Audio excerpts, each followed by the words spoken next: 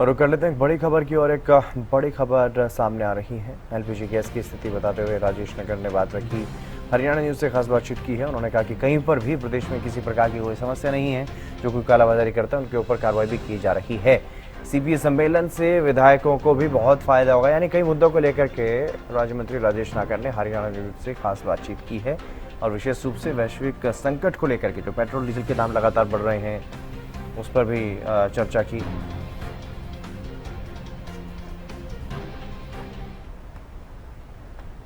खाद्य एवं आपूर्ति राज्य मंत्री राजेश नागर साहब इस वक्त हमारे साथ खास बातचीत करने के लिए मौजूद हैं। सर, घरेलू गैस की बात करें, एलपीजी की, अभी प्रदेश के अंदर क्या कुछ स्थिति है, क्या कुछ कहेंगे?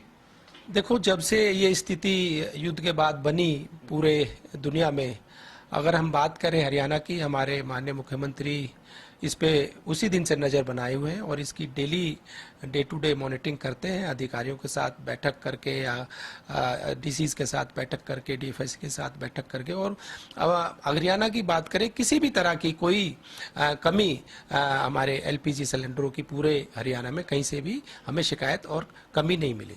सर, पिछले दिनों देखा आप कार्रवाई करते हुए नजर आए, कई लोगों पर एफआईआर दर्ज की गई, कई लोगों को वाहन भी जब्त किए गए। तो आगे भी अगर कोई ऐसा करता हुआ मिलेगा तो क्या माना जाए, कार्रवाई करते रहेंगे आप लोग? बिल्कुल बिल्कुल, सभी डीसीज को सख्त निर्देश दिए गए हैं कि भी कोई भी जमाखोरी करता है या ब्लैक मार्केटिंग करता है उस पर तुरंत कार्रवाई करें और सख्त कार्रवाई करें। उसके तहत कई एफआईआर्स भी हमने कराई हैं, कई वाहनों को जब्त भी किया है, कई सिलेंडर भी सीज किए हैं और ये आगे भी अगर किस तरह की कोई शिकायत हमें मिलेगी हम उस पर भी कार्रवाई करेंगे।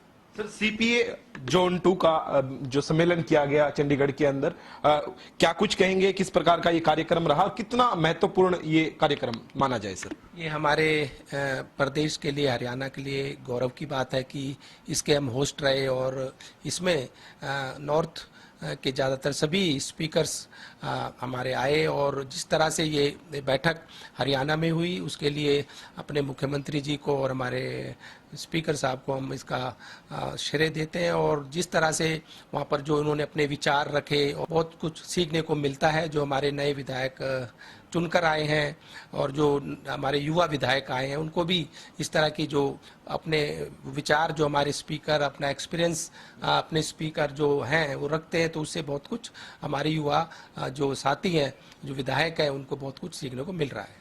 सर, आपने विधायकों का जिक्र किया है तो विधायकों की बात कर लेते हैं। अब की बार एक खास बातचीत करते हुए doctor Krishan Lal Midda deputy speaker ने हरियाणा से बताया कि जो ये 30 विधायक जो पार्टिसिपेट कर रहे हैं इसमें, जिनको आमंत्रित किया गया है, उसमें विपक्ष के विधायक भी शामिल किए गए हैं। तो इस भूमिका को किस प्रकार से आप देखते हैं? देखो, हमारे सरकार, हमारे मुख्यमंत्री जी बिना भेदभाव के और बिना किसी उसके काम करते हैं। चाहे हम बात करें, हमारी 90 विधानसभा हैं और विकास पूरे 90 विधानसभाओं में सामान्य होता है, उसमें कोई भेदभाव नहीं होता, चाहे हमारे विधायक वहाँ पर है या नहीं है। और इसी तरह से जो आपने पूछा, कोई बैठक होती है किसी भी इस तरह की, पहले भी कई सेमिनार्स हुए और पहले भी स्पीकर साहब आए और उत्तर प्रदेश के भी स्पीकर साहब आए थे और गवर्नर भी कई बार आए। तो हमने सभी विधायकों को, पूरे विपक्ष को हमारे मुख्यमंत्री जी ने उसमें इनवाइट किया और कई बार देखा गया है कि संख्या तो कम होती है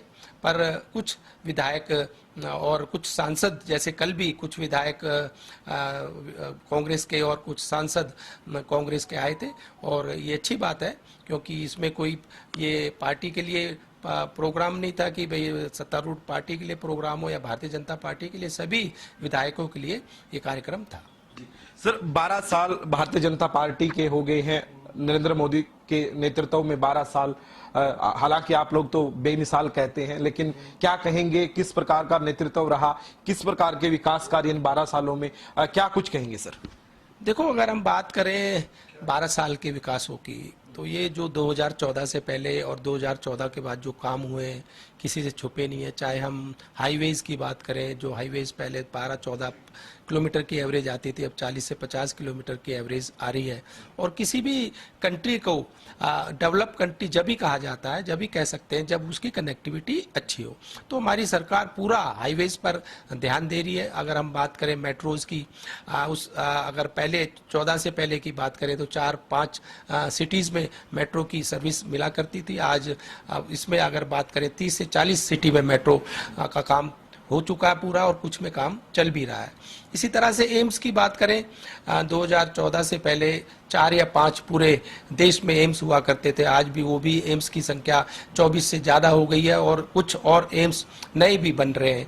तो इसी तरह से बहुत सारी बातें अगर हम बात करें, हमारी सरकार ने महिलाओं के लिए, किसानों के लिए, जवानों के लिए, युवाओं के लिए, सभी वर्ग के लिए काम किया है। और जो विकास आज दिख भी रहा है, अगर हम बात करें हम अपने प्रधानमंत्री जी के, आज अगर वो किसी भी देश में, कंट्री में अगर जाते हैं, किस तरह से हमारे देश का, हमारे प्रधानमंत्री जी का स्वागत होता है, इससे पता लगता है कि भाई आज जो एक पहचान हमारे प्रधानमंत्री जी ने हमें दी है, उसका आज पूरी दुनिया में डंका बज रहा है। पहले भी बताया जा रहा था कि मशीनें जो हैं, पोज मशीनें, वो उपलब्ध कराई जाएंगी, क्योंकि काफी पुरानी मशीनें हो गई हैं। कई जगह बायोमेट्रिक की दिक्कतें बड़ी सामने आ रही थी, उसको लेकर क्या कुछ अभी व्यवस्था की गई है सर?